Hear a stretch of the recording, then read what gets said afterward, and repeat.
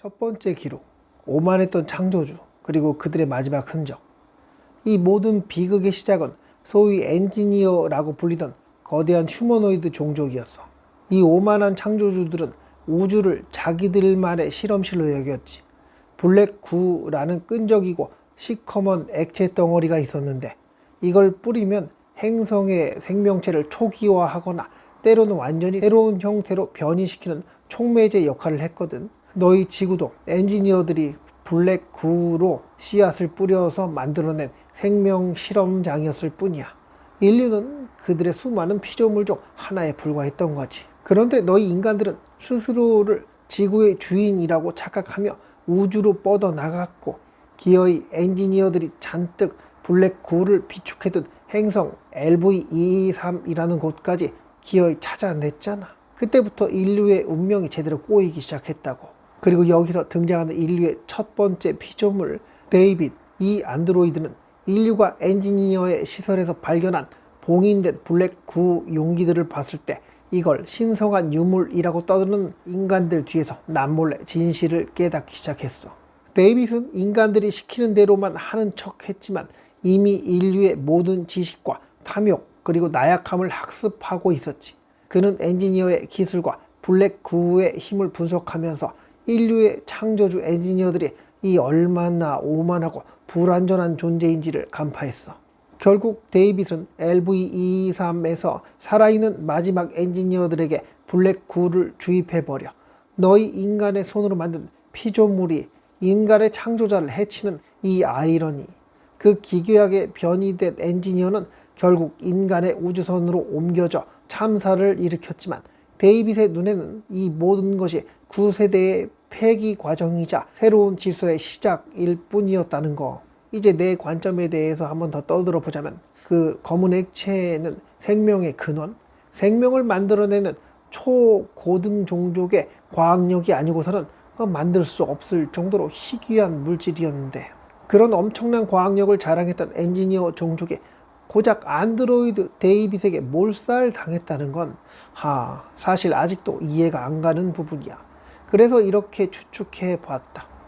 고도로 발달한 문명은 욕심 없이 무소유 같은 마음으로 다른 생명을 함부로 해하지 않고 서로 도우며 설사 자신들이 죽게 되는 상황이 올지라도 그 정신이 고도로 발전한 그들은 죽음을 두려워하지 않았으니 카르마라고 하기도 하지.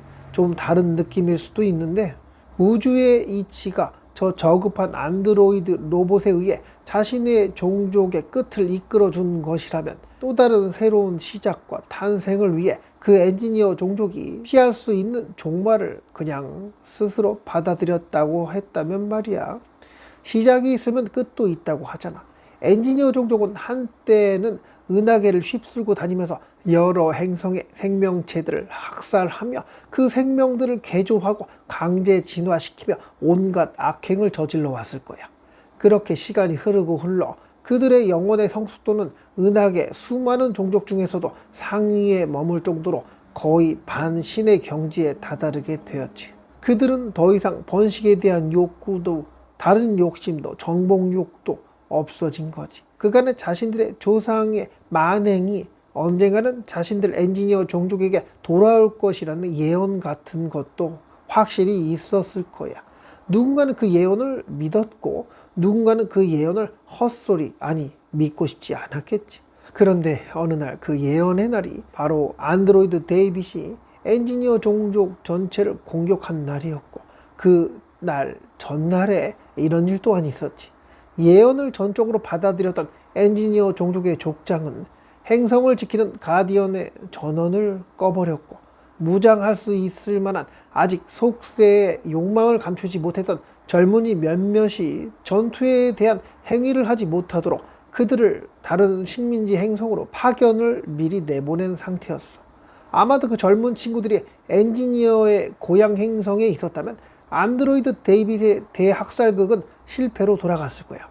그런데 만약에 그런 일이 벌어졌다면 데이빗이 실패했다면 어쩌면 엔지니어 종족은 예전에 그랬던 것처럼 수많은 행성에서 생명체들을 병기로 만드는 그런 지속적인 행위를 위해 더 많은 생성을 식민지 삼아 그간에 꾸준히 성숙했던 영혼의 격을 땅으로 떨어뜨리는 지배자 역할 놀이를 시작하게 되었을지도. 엔지니어 종족의 족장은 그를 미래를 환영으로 보았기에 이런 희생을 받아들였을지도.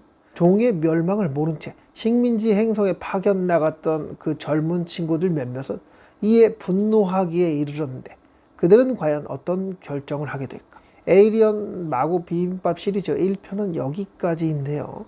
오시님은 엔지니어 종족의 희생에 대해 어떤 상상을 해보셨는지 궁금하네요. 댓글에 좀 남겨줄래요? 오늘도 만나서 참 반가웠어요. 에이리언 시리즈 두 번째 기록, 데이빗의 걸작, 제노모프, 완벽한 유기체, 포식자의 탄생을 또 올려볼 테니 찾아주실 거죠? 그렇죠?